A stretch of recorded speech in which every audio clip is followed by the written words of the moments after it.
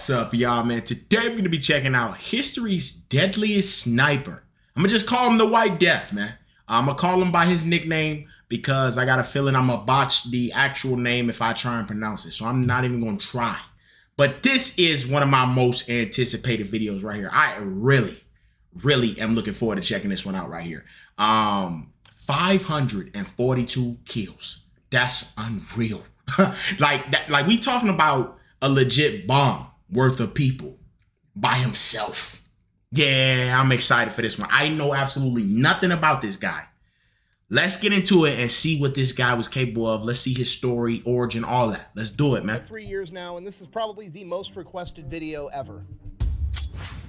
Today we're talking about the deadliest sniper of all time, Simo Häyhä, aka the White Death. The Finnish have a cultural concept known as sisu, and if you look at it at a glance, it can be easily confused with like tenacity or grit, but it's more than that. Sisu isn't just your ability to grit your teeth and push through adversity. Sisu is the personality trait that allows somebody to intentionally and stoically allow themselves to be immersed with adversity until they either become immune to it or become the adversity themselves. And in 1939, when a 33-year-old, 5-foot-tall Finnish farmer named Simo found himself on the battlefield defending his home, outnumbered 100 to 1, surrounded by death on all sides, rather than succumb to it, he became death itself. Nicholas, what is this? That's the new CMMG BR4. When did you get it? I've had it. Nice recovery. No, I would have remembered something like this. Okay, fine. I just got it, but I had to because it's the only one they Cerakoted to look like a Busch Light can. So you got a new toy. What do I get? I mean, what do you want? I don't know. I'll do some shopping and I'll let you know. So have fun with the ad. Okay, so he has an ad kind of talking about this delete me thing. So if you guys want to support him, I mean, I think y'all definitely should. You know, he makes great content. So the information's right here at the bottom if y'all want to check it out. I think he's gonna get back into it down now. below. Let's get back to the video. All right, Simo Häyhä, he was born on December 17th, 1905 and grew up on his family farm, which was right on the border between Finland and Russia. Now, when I say farm, people automatically think of like some dude in a baseball cap and overalls holding a pitchfork with rows and rows of corn in the background. It wasn't one of those kinds of farms. This is what you would call a forest farm, which is a lot more akin to like what we would call a homestead today. Basically, Simo grew up in a cabin in the woods and they had a really big garden and they grew enough food for themselves and then had enough extra to like take it to the farmer's market and sell for money. So Simo essentially grew up his entire life in this harsh, hilly, wooded, snow-covered, freezing environment. This is his baseline, okay? This doesn't suck to him. This is just your normal everyday stuff. Walking uphill every direction through the snow is just a good day to him. And this almost goes without saying, but I'll mention it anyways, that hunting was also a humongous part of how his family put food on the table, and Simo did that from a very young age as well, hunting in this harsh environment. Unfortunately, Simo was pretty intimately acquainted with death at a young age. He had 4 brothers and 3 sisters. One of his brothers passed away in 1918 in the Finnish Civil War, and another one of his brothers passed away after suffering from heat stroke on a construction site. Simo is a member of one of the last generations that didn't have the luxury of quitting, okay? This guy was born, and the minute that he could walk, he was helping his family in their fight for survival. There was no quitting. There was doing or there was dying. And if you're not picking up what I'm putting down, the point I need you to get from this is Simo's a small guy. He's only 5 foot tall. He's 110 pounds, but he literally doesn't know what quitting is. Things that me and you would call horrific circumstances is just a Tuesday to him. It just doesn't even register that he should be having a bad time. He's literally just happy to be alive. At the age of 17, following in his older brother's footsteps, Simo joins the Finnish Civil Guard, which is equivalent to like the American National Guard. Essentially, they train on weekends and they'll train a couple weeks a year, being ready in case they need to be called up by their country, but the rest of the time he's just going back being a farmer. As a member of the Civil Guard, he is issued one of the most iconic military service rifles of all time, the Mosin Nagant, a bolt-action rifle. He's also issued a small amount of ammunition to train with, but because of budgetary restrictions, they decided it'd be more efficient to just issue all of the Civil Guard members the materials they needed to load their own ammunition. So Simo is also manufacturing his own ammo. During his time in the Civil Guard, he received awards for his excellent skiing capabilities as well as his physical conditioning. He is not a big man, but the dude is the Energizer Bunny. He can just go forever. In addition to that, he also immediately becomes well known for being an excellent marksman. Before he received any formal shooting training from the military, he entered a regional shooting competition where they had to shoot a target 100 times from 300 meters with iron sights, and he had 93 out of 100 hits. He won a ton of shooting competitions inside of the Finnish military, not just with his Mosin, but also with the Suomi M31 submachine gun. He very quickly qualified for the title of master shooter within the Finnish military, and it is said that he was able to estimate range within the accuracy of 1 meter up to 150 meters away. Okay, that's literally a superhuman ability. You could just point to something off in the distance and Simo could eyeball it and be like, it's like 89 meters away, and he was dead on every single time. And that's not even the scariest part. The scariest part was how fast Simo could operate his Mosin bolt-action rifle. He could fire his Mosin accurately, insanely fast. So fast that they actually wanted to time him one day. So his buddies got a stopwatch, and they were going to time to see how many times Simo could hit a target 150 meters away with his bolt-action rifle in the span of 60 seconds. Simo scored 16 hits in the span of 60 seconds with a bolt-action rifle. And just so we're on the same page, the Mosin Nagant only holds 5 rounds in the magazine, meaning that Simo shot the first 6 rounds, because there was one in the chamber, reloaded, shot the next 5, reloaded again, and shot another 5, hitting the target 150 meters away with fucking iron sights every single time. That is truly unreal. As somebody who's been to the range, 25 meters, 25 yards-ish to me, I'm not hitting that shit accurately every single time. I'm not even doing that.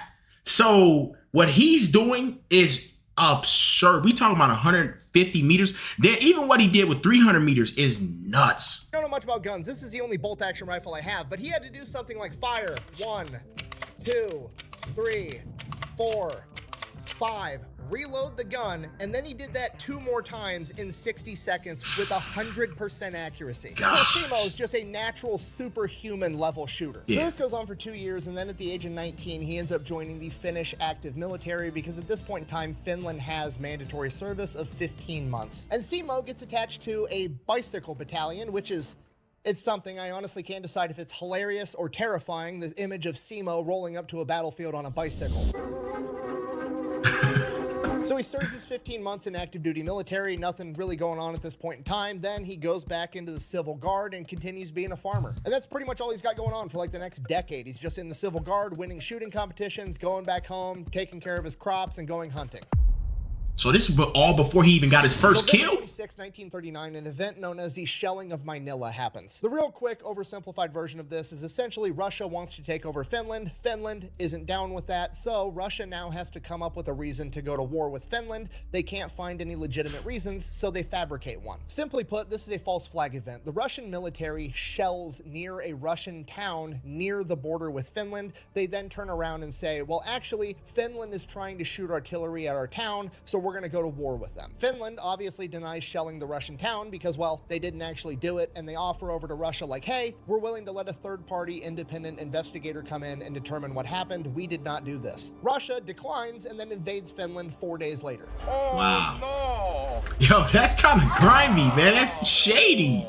Russia sends in 450,000 soldiers to attack Finland. Okay, to put that into perspective, the total population, not the military, the total population of Finland at this point in time is about 4 million people. So 25% of the entire Finnish population is getting sent in with guns to attack Finland. And those 450,000 Soviets are being backed up by the Soviet population of 168 million. Sheesh. Calling this a David versus Goliath type situation is putting it mildly. On paper, Finland doesn't stand a chance. But Finland does have a couple of things going for it, because in the years leading up to this, Stalin conducted the Great Purge, essentially killing off all of his high-ranking and knowledgeable military leadership because he was worried that they were going to try to overthrow him. So by and large, the Soviet military at this point in time is pretty incompetent. And the Finnish, well, they're Finnish. They've got that going for them, okay? If you've read enough history, you know there's a couple of quick life hacks if you want to live a long, happy life, you know, like don't smoke, eat a good diet, never try to fight the Filipinos in the jungle, and never try to fight the Finnish people in the snow. It's just a bad time. You merely adopted the dark. I was born in it. Now, for Simo at this point in time, he had just last year in 1938 gotten formal sniper training from the Finnish military. Not that he really needed it, but he does have that title now. And when the Russians attacked, Simo was actually out in the field doing a training mission with the civil guard, so he didn't find out the Russians attacked until the day after, when he was immediately activated and put into duty. So he gets orders, reports to the front line, and his new company commander is a man by the name of Arne Juutilainen, aka the Terror of Morocco. And this man, much like Simo, is a complete and absolute gangster, but instead of being a sniper like Simo is, he's a leader. He's leading men into battle that are going in heavily outnumbered. We're talking like 100 guys versus 5,000 men on the Kola front where they're fighting. So Juutilainen's signature move, embracing Sisu and having no fear, would go out on the front lines in the middle of battle and sit in a rocking chair with gunfire and explosions going off, giving orders to his men to show them that they didn't have anything to fear. And Simo is now taking orders from this guy. Okay, shit's about to get real. Whew, and they still ain't even shot yet. They start digging trenches, laying out barbed wire, setting the front line. Killed, they end up fighting their asses off for 2 days straight. After that, they actually end up receiving orders to fall back a little bit, which they do. That becomes like Juutilainen's thing. Like, we're not retreating unless we receive orders. We are going to stand here and fight till the bitter end unless ordered to do otherwise by our superiors. So they fall back, and Juutilainen knows that Simo is like from this area. Like, his farm is right down the road. He knows the area. He knows the terrain. So he grabs Simo and he's like, hey, I need you to sneak behind enemy lines and start cutting all the telephone wires. To which Simo replies, and I quote, I'll try my best. And Simo's best is absolutely enough. He sneaks behind enemy lines. He's cutting all the telephone wires, just wreaking havoc behind enemy lines. Ends up making it back completely unscathed, at which point Juutilainen is like, okay, this dude's super sneaky. He knows the terrain. I'm just gonna make him like my go-to sniper for all my shit. Shortly after this, on the Kola front, where Juutilainen is in charge, there is a Soviet sniper that keeps taking out platoon leaders, okay? They're specifically targeting his officers, his best guys. Juutilainen cannot have this happen. He turns to Simo, basically says, go get him. So that next morning before the sun comes up, Simo goes, has a big breakfast, and then takes off. He goes to the general area where this sniper's been operating, and he inserts himself in, and he builds a little snow berm, and he packs the snow down really tight, and then he pours water all over it so that it freezes into this ice wall, and this becomes one of his signature tactics. And this is brilliant because Simo is planning ahead for failure. He is planning on missing his first shot. He never does, but it never hurts to be ready for the worst possible outcome. You see, because Simo already knows growing up in this environment and hunting his whole life that the first time you fire that bullet, snow is going to kick up all around you into a giant cloud. Wow, I didn't and if the even other think enemy about that. sniper doesn't know where you are, they're going to know now. So, Bro, I ain't gonna lie to you. I was sitting there like, yo, is he doing it just to mount up or to have a better chance of hitting that first shot? I ain't gonna lie to you. That's crazy. That's actually got my mind boggled right now. Like, cause I'm sitting here thinking like, I know what he's talking about. Like, yeah, you know, you want a better shot. No, the moment that makes so much sense though. I've actually never fired a gun in the snow, but that would make so much sense. That they're gonna know exactly where you're at. You're gonna hear it. But a lot of times if you're in an open field, like you might not know directly where it's coming from at first, at least I would assume, but you would be able to look around and see, oh, okay, oh, wow, that's genius. That's genius. Thinking 10 steps ahead, goes and eliminates the snow factor. He turns all the snow around him into ice so that there's nothing to kick up at all. And then he just lays there still all day long, not moving. He's constantly putting ice and snow into his mouth so that his breath doesn't create fog, so that there's no way of possibly seeing this guy. And he waits and he waits all day long, and soon enough the sun starts going down. And as the sun is going down behind Simo, he ends up catching a glint off the enemy sniper's scope, but he's not in a hurry, so he waits. So now he knows where the enemy sniper is, but he's patient and he just keeps waiting and he keeps waiting, and the sun keeps going further and further down, and it's getting darker and darker, and soon we're at the point where there's going to be nothing but starlight in 15 minutes. And at that point the Soviet sniper just stands the fuck up out of nowhere. Like it was the bell just rang and it's lunchtime at the factory. He just gets up because his shift is over and he starts walking back to camp, and Simo drops him one shot straight to the head. What a... Damn. So Simo reports back to Juutilainen, hey, solved the problem, no issue. It's been like 18 hours and Simo's already got this guy down, and this guy's been wreaking havoc on his men for like a week and a half. So Simo is obviously super legit, at which point Juutilainen basically just lets him off the leash. Like, hey, whatever you're doing, just fucking keep doing it. Go win. And this is what Simo does every single day. He goes out, he builds his ice berm into a couple of different locations that he has already set up, and he is just picking off Russians left and right. And unlike other snipers at the time that were trying to prioritize high-value targets like officers, Simo absolutely was not, which makes sense because his family farm is right down the road. Like, his family, his friends, where he grew up is literally under attack right now. If you were wearing a Russian uniform and he saw you, you were a dead man. Simo got asked about this later in life, and he replied, and I quote, "I shot when I saw the enemy. I didn't care if they were a leader." Simo is literally treating the front line like it is a shooting gallery at the state fair. There are multiple days where he is logging between 10 and 20 confirmed kills. So at this point, Simo starts to get a ton of notoriety within the Finnish military, and it gets to the point where whenever there's a problem, it doesn't matter if it's a forward observer that's shooting accurate artillery, it doesn't matter if it's an enemy sniper, anywhere on the front line, they would send for Simo, and they would pick him up, escort him to that part of the front line, and he would go handle the problem. And the best part about this is you got to remember, this is Finland in December in 1935. So when they send for Simo, they're sending a reindeer-guided fucking sleigh to pick him up and escort him to wherever there's a problem, and he's going to go out and solve it. He's like the shitty inverse of Santa Claus, except instead of leaving a lump of coal in your stocking, he's going to put a piece of lead in your fucking forehead. I ain't gonna lie to you. I never knew that they would ride these. So I never knew that these sleds things was real. Now I did used to think the wolf was real. Now that's got me curious. Is the wolf, do they actually take wolves too and have the wolves pull them? But I never knew about these, bro. That's kind of crazy. Wow. Yeah, I never knew that they actually did this. Like, this is new news to me, but it looks fun though, bro. It kind of made me want to try it though. And he's going to go out and solve it. He's like the shitty inverse of Santa Claus, except instead of leaving a lump of coal in your stocking, he's going to put a piece of lead in your fucking forehead. No witnesses?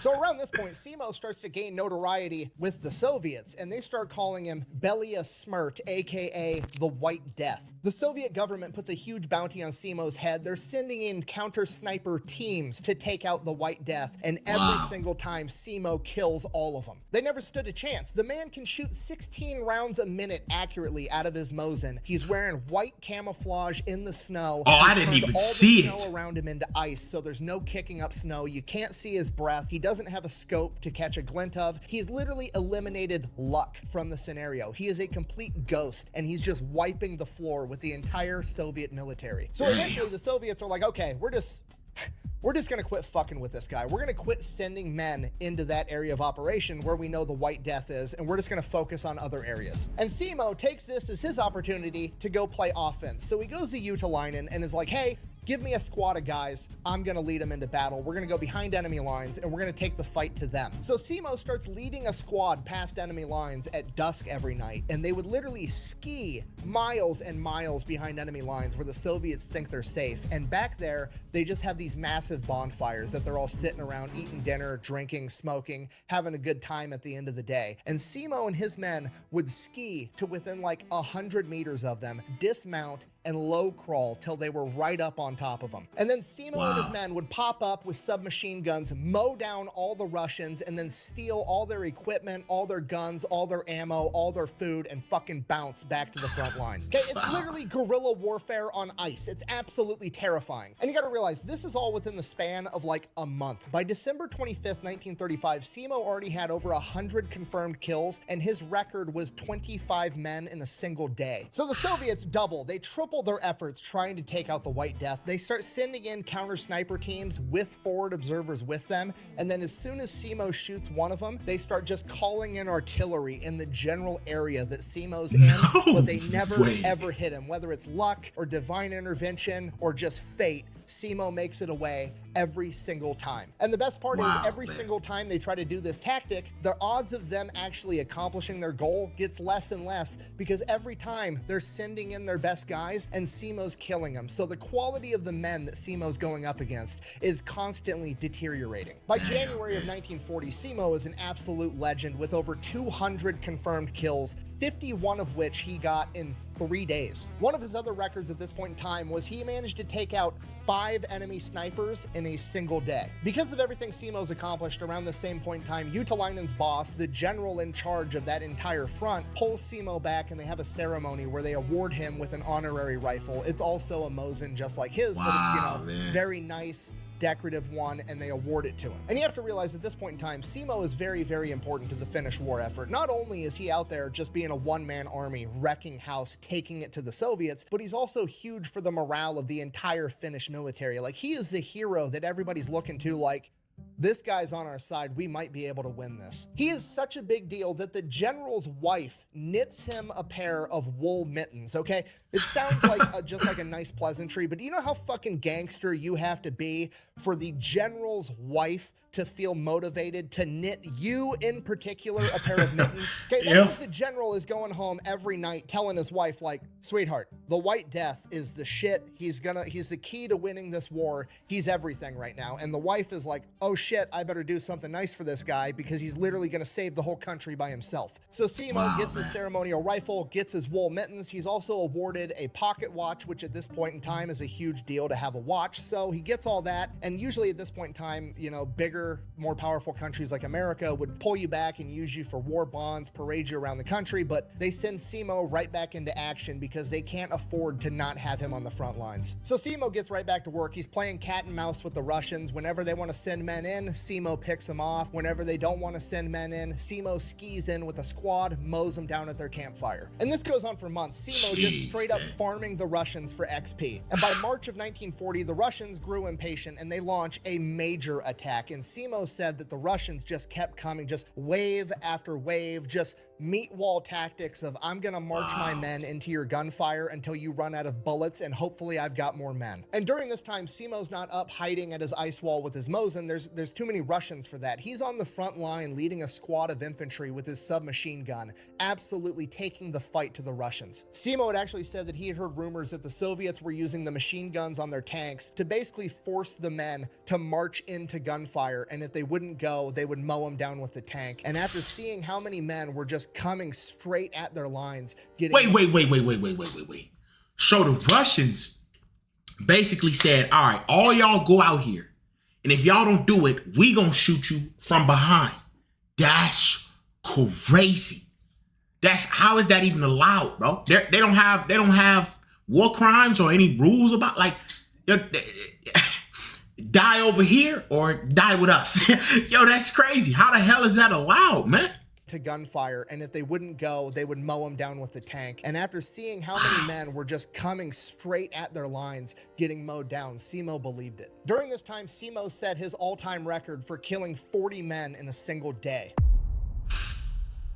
Simo continues to lead his squad into battle until on March 6th at 2 p.m. when he feels what he describes as a suppressed bang inside of his mouth. He then said that he immediately felt his mouth was full of bone fragments and blood before losing consciousness. He got hit, Simo bro. doesn't know this yet, but he has just been shot in the face with an exploding bullet, which has actually been a war crime since the 1800s, but, you know, hey, so is launching a false flag event to invade Finland to begin with, so why stop at one? Simo is then scooped off the front lines and taken back to an aid station where he is triage. Triage is the act of medics basically sorting out all of their patients to, you know, the people that need to make it to the hospital right now on the next truck to have a chance at surviving, the people that can, you know, lay here for a couple of hours and they'll probably be fine, walking wounded, and the final category, expectant, which basically means they're dead or they're going to die before they make it to the hospital, and we're not going to waste the space on the next truck. He is literally thrown into a pile of other dead Finnish soldiers. We don't know how much time passes, but eventually somebody ends up seeing Simo's foot moving in this, what is now a mass grave. They then end up getting Simo out, they get him to the hospital, and he is in a coma for the next 7 days. He then wakes up in the hospital on March 13th, 1940, the very same day the Soviets sign a peace treaty with Finland,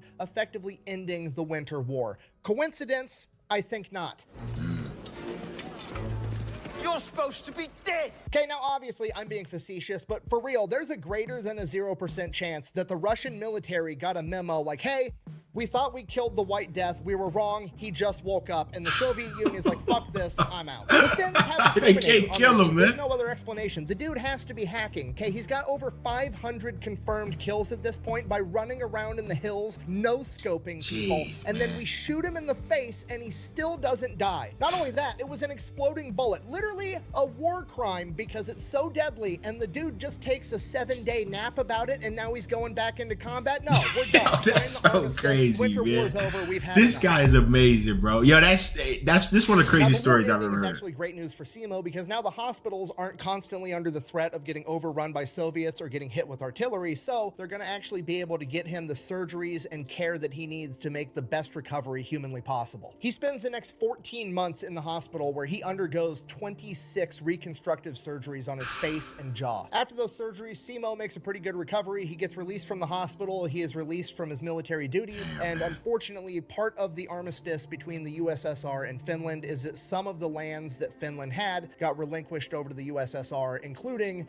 Simo's farm. So the Finnish government actually gives Simo a new farm with a house roughly the same size, same type terrain, as close as he could get back to his old home. And from there, he just goes back to doing what he was doing before. He's farming, he's hunting, he's walking around in the woods by himself. He just goes back to doing his thing. For his service, he was awarded the 1st and 2nd class Medals of Liberty, the 3rd and 4th class Crosses of Liberty, and in 1941, he was nominated for the Mannerheim Cross, which is the Finnish equivalent of the American Medal of Honor. But unfortunately, that medal didn't actually get conceived until 1941, which is after Simo's service. So a lot of the paper pushers inside the Finnish government denied him getting the Mannerheim Cross because I guess his service was before that award existed, so that wouldn't make sense. So he never actually got the Mannerheim Cross, tough, but the man deserved it 1000%. Yeah, The final for stats sure. For his short time in combat were 542 confirmed kills, 249 of which were from his Mosin Nagant with nothing but iron sights, and the rest were from his submachine gun. Now, these stats have been criticized by both,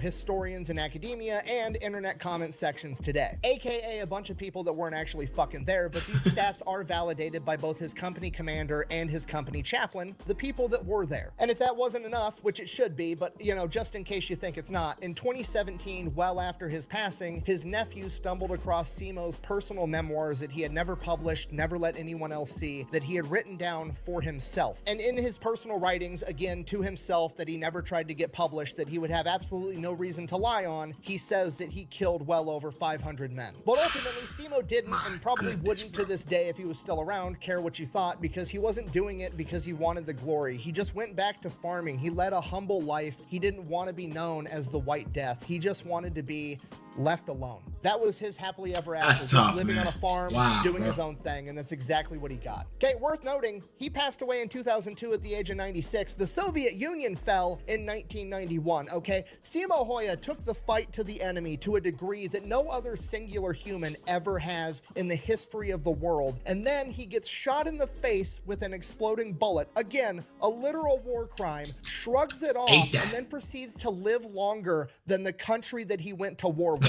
Yo, that's gangster as fuck. crazy, And that is the story bro. of Simo Häyhä, the White Death, the farmer's son Wow. who rose to the occasion, defended his country against all odds, showing the enemy the true meaning of Sisu. Thank you for watching. Best way to support the channel is go buy some merch over at thefatelectrician.com. Quack bang out. Yes, sir. Hey, another one, another great one. Now, I lied, bro, because I told y'all that the F-15 video was my favorite. This one beat it. This is crazy, bro. This is nuts. The White Death. Yo, now, to think, bro, that this man had over 200 kills with a rifle without a scope. The fact that he even got the 200 kills with a rifle is crazy alone. But what this guy was doing, man, is nuts, bro. And it's crazy. I'm curious if anybody told him about that ice trick and putting the ice there, you know what I'm saying? So that way it don't, splash up and they don't figure out where you're at.